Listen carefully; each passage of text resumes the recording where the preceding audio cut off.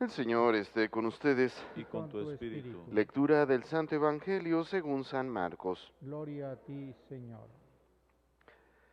En aquel tiempo, Juan le dijo a Jesús: Hemos visto a uno que expulsaba a los demonios en tu nombre, y como no es de los nuestros, se lo prohibimos. Pero Jesús le respondió: No se lo prohíban, porque no hay ninguno que haga milagros en mi nombre que luego sea capaz de hablar mal de mí. Todo aquel que no está contra nosotros está a nuestro favor. Bueno, hermanos, retomamos nuestro caminar. Recordarán ustedes, hemos estado leyendo al apóstol Santiago, esta carta sobre todo que busca darnos consejos para nuestra vida ordinaria, para nuestra vida pastoral.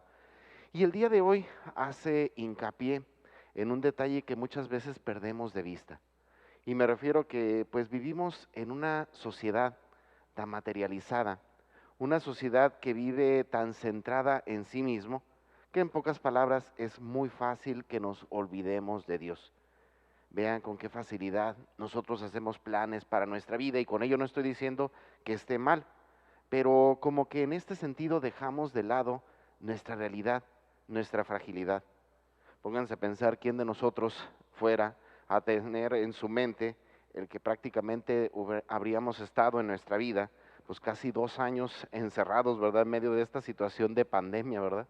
En medio de este ser humano que sentía el todopoderoso, el independiente, el autor de su propia vida, el que puede hacer absolutamente todo, y nos damos cuenta que un simple bicho, como dicen comúnmente las personas, nos puede acabar por completo, ¿verdad? O podía acabar con nuestra vida por completo.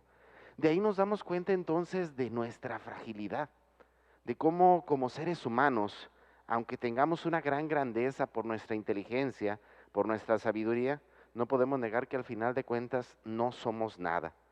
Sin embargo, ese no somos nada, hay que reconocerlo como que no es de una realidad fatalista, sino que si somos algo es por Dios. Y eso no tenemos que perderlo de vista. Nuestra mayor grandeza no es que el ser humano tenga una gran inteligencia, que pueda hacer y deshacer, que pueda convertir y transformar la realidad. La mayor grandeza de nosotros como seres humanos es por completo nuestra filiación con Dios. En pocas palabras, el que seamos sus hijos. Porque al final de cuentas, cuánto podemos hacer y transformar en este mundo, sabemos que llegará un final, ¿verdad? Y a lo largo de la historia, pues bueno, así como tuvimos una injerencia en el ámbito social, y hay gente que nos recuerdan, pero bueno, pasarán los años y se olvidarán por completo de nosotros, ¿verdad? Todas las personas que de alguna manera pues tenían alguna relación con nosotros, sabemos que también llegarán a su final, de tal manera que nos damos cuenta cómo la sociedad sigue adelante, ¿verdad? Cuántos hermanos nuestros no han perdido la vida a lo largo de esta pandemia, y sin embargo la vida sigue, todo sigue hacia adelante. En medio de esto no se trata entonces de caer en una tristeza del sinsentido de la vida, sino darnos cuenta que lo que le da sentido es Dios. Al final de cuentas no importa cuánto hagamos, lo que esperamos es estar con Dios, y esa será nuestra más grande bendición, eso será nuestra mayor grandeza como seres humanos, no lo que hayamos hecho aquí, sino el hecho de poder estar eternamente de la compañía de Dios. A mí me llama la atención, a lo mejor uno pensará que no son muchos años, pero en una ocasión que me tocó estar pues como revisando archivos de la historia de la diócesis, me ponía a pensar en tantos sacerdotes que incluso dentro de mi vida implicaron un gran momento o una gran importancia para mí. Y que bueno, pasan los años y con qué facilidad se nos olvidan, ¿verdad? Prácticamente ni nos acordamos ya de ellos. Y sí, en su momento tuvieron una gran importancia para la historia de nuestra iglesia, para incluso en el ámbito personal con nosotros. Pero bueno, llega la vida, se acaba y ¿qué sigue? Seguimos adelante, ¿verdad? Y pareciera ser que esas personas que en su momento significaron algo, ya no significan absolutamente nada. Pero vuelvo a lo mismo, no se trata entonces de caer en esa actitud fatalista, sino al contrario, darnos cuenta que en el fondo el sentido y la razón de la vida misma es Dios. Por ello, hermanos, seamos conscientes, por más grandes que seamos, en el fondo no somos nada. Si somos algo en este mundo, es porque somos hijos de Dios. Por otra parte, en el Evangelio del día de hoy, Jesús nos advierte de un vicio que es muy común en la vida práctica de la iglesia. ¿Y a qué me refiero con esto? Bueno, ¿cuántas veces hemos escuchado que de repente nosotros dentro de la iglesia, aunque es una y universal, ciertamente caemos en una especie de vicio como de capillismo. ¿Y a qué me refiero con esto? Bueno, pues que creemos que solamente mi capilla o mi templo es el bueno, ¿verdad? Y desde esa perspectiva no solo me refiero al espacio material, sino también de la perspectiva de grupos y movimientos. Creemos que solamente mi grupo es el mejor. Creemos que solamente mi grupo es el que va a salvar y los demás, pues están re locos, ¿verdad?